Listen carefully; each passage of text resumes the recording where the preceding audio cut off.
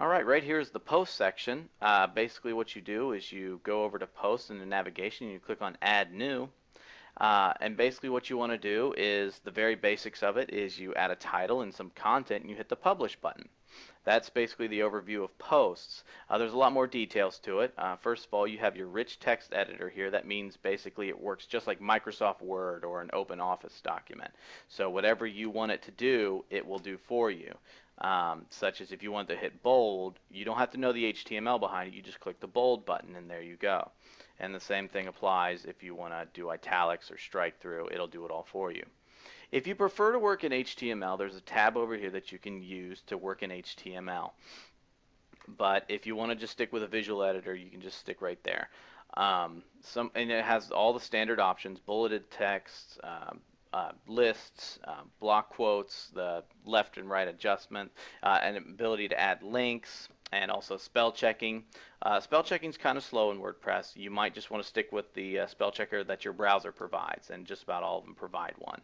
So another good thing about WordPress is the read more, and this is called insert more tag. And what that basically does is it allows you to cut off how much content you're providing on your home page. So if you only want to show a little snippet of your blog post and have people be able to go to another page to read the full thing, it kind of keeps your front page compact and clean and sleek. That way you're not showing massive blog posts for all this content loading that people have to wait for. This allows things to go very fast and very smooth and just have your people scan over it to see what they want. Another valuable tool that a lot of people don't really use is the full screen mode. You click on this and this will put everything into your full screen. So if you have a tendency to write long blog posts, or you have a tendency to edit things in a very stylistic way and you want to see what it all looks like, you can use this full screen option. So don't forget that that's there. It's a very useful thing. And there's also a thing called the kitchen sink. It's a very quirky little thing about WordPress. It's all the advanced options inside of WordPress. You click on it, it'll give you the more advanced options. They're not as commonly used. It has an undo and a redo, and also this help section here. But there's a lot of things that you have in there that you're not going to use as often, such as your headings and stuff like that. But just know that it's there in case you want to use it. So that's the kitchen sink. On your right hand side, you have your publishing options. You can save it as a draft, preview it before it's published, and then you have these three items down here.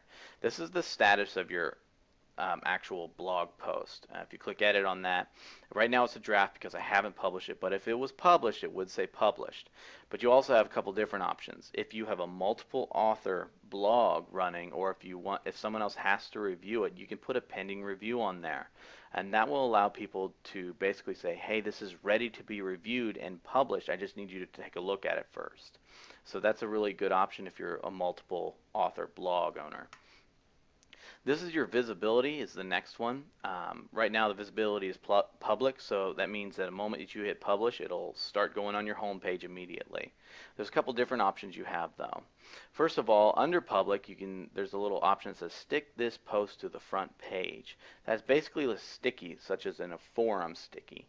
Basically, it doesn't matter what else comes before or after it. This will always be in the top first post of your front page. So if you have something that's important that you want to announce to your blog, you basically want to put that as a sticky post, and that's how you do that.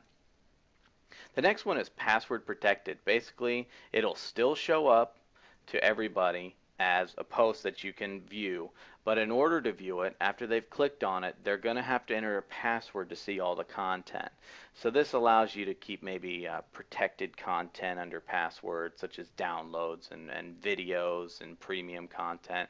You just put it under a password and you can distribute that password to certain people for them to view. So it's a good feature to use, but remember that the password you have to give out.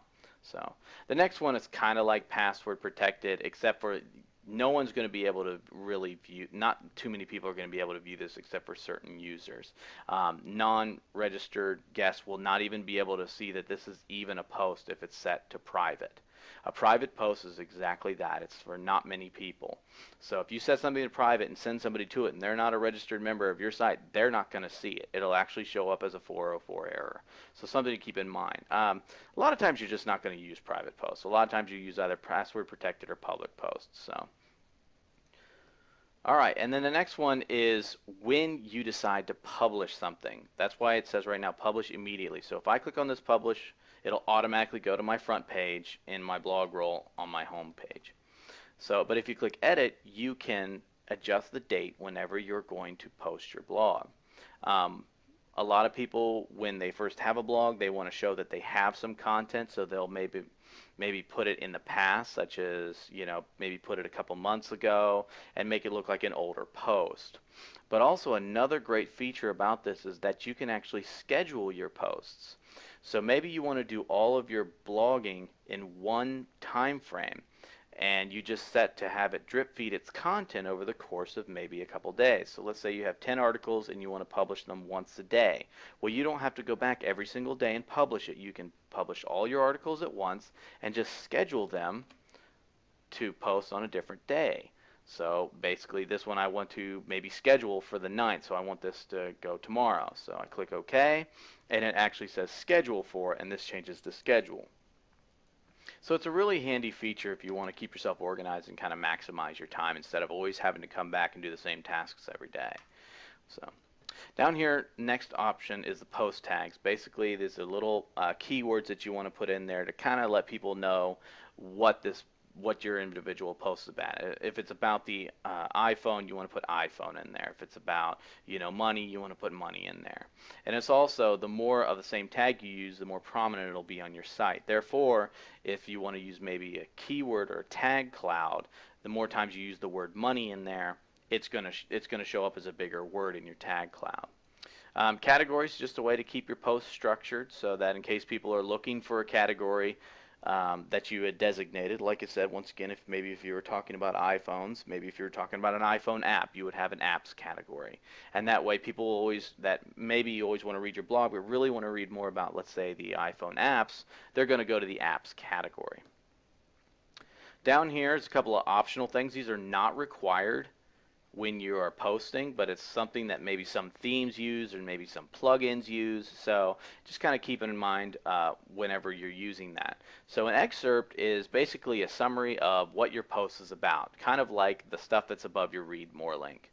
Some themes use it, some themes don't. Try it out with your theme and find out, so you're not writing excerpts for no reason. Trackbacks, don't worry about that too much. It's not something that's really used that much. Custom fields, what you want to do is that's something that's also can be used by themes and plugins, but if it's not used, then don't even worry about it. So basically you can say, videos I'm watching, happy feed. And that basically, it'll show up in your theme. It can tell you your mood sometimes and stuff like that through a custom field. And also down here at the bottom is discussion. This is the different things that will allow collaboration across your blog. Comments, basically, if you want people to be able to comment on the blog post, you just allow the comments. Allow trackbacks and pingbacks. Basically what that is that whenever somebody links to you, it'll notify the other blogs whenever you're, posting an update or something along those lines. And blogs will also let you know when they're linking to you. So, but if you don't want to allow that kind of stuff for different privacy reasons and stuff like that, you can just simply uncheck them. And that about does it for posts. Basically, there's a couple more advanced options that we'll cover later on in other videos, but this pretty much does it for adding a post. Okay, after you've logged into your new WordPress blog, you're going to go to the dashboard. We're just going to cover some things about the dashboard really quickly. This is an overview of your site. It's pretty much your site in one shot. As you develop your blog, you'll see different things on here that will start to change over time. A couple of things about the dashboard. Clearly this up here is a link to your actual blog if you wanted to go and take a look at it. And over here on your left is your navigation. You're going to find that, and this should be a pretty standard for a lot of people. Also, a little thing about the navigation along the side is that if you'll notice in between where each of these navigation bars break, your icon will change, your mouse icon. If you click on that, that'll actually compact your navigation on the side so you can save yourself a little bit more screen room if you have a limited screen. So you want to really try and maximize your real estate. Your stuff will come out, you just hover over it, and it'll all just come out here on the side instead. So it might save you a little bit of room. And you can click back and it'll restore itself. Up here at the top, you'll have these things that it's commonly used things that you may want to do real quick that you don't want to necessarily have to navigate to along the menu, or if you're somewhere else, you don't want to have to try and find your way back to it. New posts, new pages, you upload media in your media library such as photos and other things, and then also your comment section. So that's a quick thing. This right here, the right now, basically shows exactly what your blog is about. Show you how many categories, pages, posts, tags, and how many comments you have, including the ones that are visible, the ones that you need to moderate in case they're spam, and the ones that have been flagged as spam.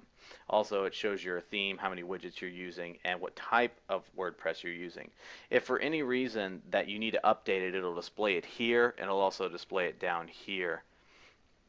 You can change your theme by clicking on this button very quickly. So, recent comments, if you have a comment that you may feel that you want to comment back on, or maybe maybe it shows that maybe it might be something that's spam, you'll see some of the recent comments here with also a quick menu that pops down that you can do right there from the dashboard. If you say, well, that's actually a spam comment, I want to spam it, or I maybe even just want to delete it. Plugins, this is from WordPress itself. It's actually feeding to you directly. It's showing you kind of new plugins, popular plugins, recently updated ones. So in case it's something that you might be interested in, kind of keeps you in the loop about what's going on in the plugins. Drafts, this is something that if you keep a lot of drafts for common use, or maybe it's something you haven't completed, it'll show there. It's not really something that's used that much depending on where you are. Also, the WordPress development blog shows you what's going on in the WordPress world, such as right now, as of the recording, Beta 2 just came out for WordPress 3.0, so if some people like to see what's going on in the new versions of WordPress, it'll show you that kind of stuff here. Other WordPress news, it's just basically their feed of their different things. And your incoming links down here at the bottom. Your incoming links will basically show you how many people are linking to your blog. So basically what you want to do is just find out if you wanted a quick overview without having to do the manual searching yourself, that will do that for you. So it's a really nice thing to have. Also, another thing is that the WordPress news is configurable, and so is incoming links. If you wanted to configure exactly where the reader was for your incoming links, you can click on the configuration right here and adjust it accordingly. This is a little bit more advanced, so some people may not want to do this. So if you have a lot of items coming in and new ones coming in every day, maybe you want to see which ones are coming in, or if maybe you don't really care, you just want to show 5. If you want to display the date that they were added, you can do that too. So it's just a quick option for you to have.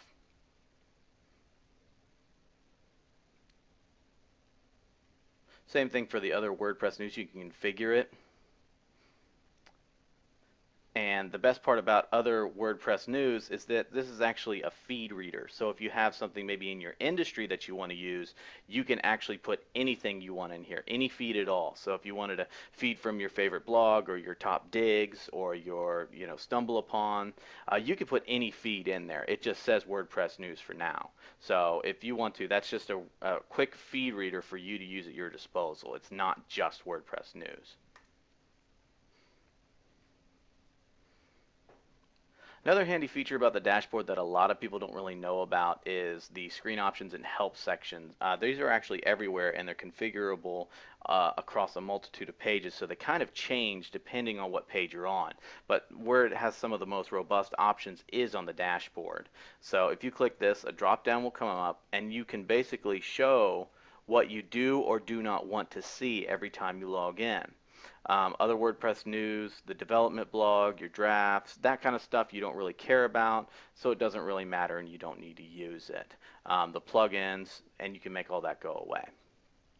Also, if you have a lot of dashboard widgets, a lot of plugins might start to display them after a while, and so it's kind of making it crowded. You can adjust how many columns your dashboard is showing, and that'll automatically update, and you can switch things around on the fly. So I want that right there, my recent comments on the right, and that can help you organize it in a different way. Let's say if you have a lot of widgets. So that's another thing that you can do with the screen options. One last thing I didn't mention was the quick press. Quick press basically allows you to, if you have a quick thought or something that you just really need to get down really fast, you can put that in the quick press area. It does not have a rich text editor like the regular posting does, so remember that. So this is usually very plain text content that you're going to be putting in the quick press area. So that pretty much does it for the dashboard, and we'll see you in the next video.